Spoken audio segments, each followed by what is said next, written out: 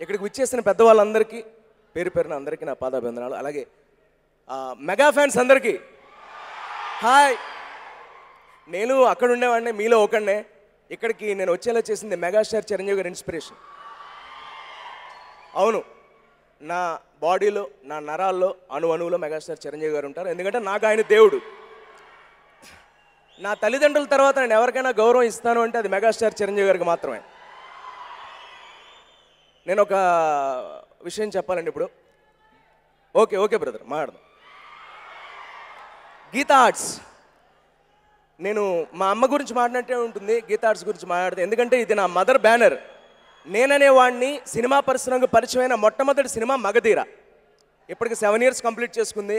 నేను ఇండస్ట్రీకి వచ్చి ఇప్పటికి అలా జరిగిందనమాట. ఆ తర్వాత సోమని ఫిల్మ్స్ చేసినప్పటికీ మగధీర నుంచి మొదలైన నా కెరియర్ అదే గీతా ఆర్ట్స్లో. పిల్లా నువ్వులేని జీవితం, కొత్త జంట, అక్కడికి హ్యాట్రిక్ అయితే శ్రీరస్తు శుభమస్తు, మళ్ళీ సెకండ్ హ్యాట్రిక్ స్టార్ట్ అయింది. అల్లు శిరీష్ గారు సార్ గురించి మాట్లాడాలి, మా హీరో గారి గురించి. మీకు తెలియదండి, ఆయన ఫ్యూచర్లో సినిమా ఇండస్ట్రీని ఏ రేంజ్లో రూల్ చేస్తారో. ఆయన హార్డ్ వర్క్ కానీ, ఆయన తపన కానీ, యాక్టింగ్ పట్ల ఆయనకున్న ప్యాషన్ కానీ. నేను ఆయనతో ఒక సినిమాకి పనిచేశాను, ఇది సెకండ్ ఫిలిం. గీతా ఆర్ట్స్ అల్లు అరవింద్ గారికి ఈ సమయంలో నేను హృదయపూర్వకంగా కృతజ్ఞతలు తెలియజేసుకుంటున్నాను, నాకు ఇంత గొప్ప అవకాశం ఇచ్చినందుకు.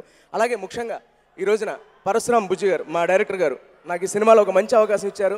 నేను చిన్న వేషమే చేసినా అది గుర్తుండిపోయే వేషం మిమ్మల్ని అందరినీ అలరిస్తుంది, నవ్విస్తుందని కోరుకుంటున్నాను. అలాగే నాకు ఈ స్టేజ్ ఎక్కడానికి అవకాశం కల్పించిన సుమ గారికి, ఆవిడ విలువైన ఈ యొక్క ఆయుధాన్ని నాకు ఇచ్చినందుకు చాలా థ్యాంక్స్ చెప్పుకుంటూ ఈ కార్యక్రమాన్ని ఇక్కడితో ముగిస్తున్నాను నా వరకు. అదేంటి బాబు, చిరంజీవి గారి డైలాగ్ చెప్పకుండా వెళ్ళిపోతే ఎలాగా? ఏది ఒకసారి మా కోసం. ఆయన రానప్పుడు మనం ఏదైనా చేసామంటే అర్థం ఉందండి, ఆయన వచ్చేస్తున్నారు. ఇంకా మనం ఇంకెవరు మాట్లాడినా అనవసరం, అది ఆ ఉద్దేశం. అందరికీ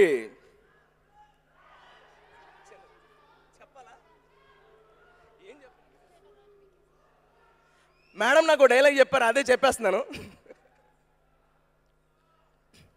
మొక్కే కదా అని పీకేస్తే పీక కోస్తా. Thank you so much Ravi, thank you.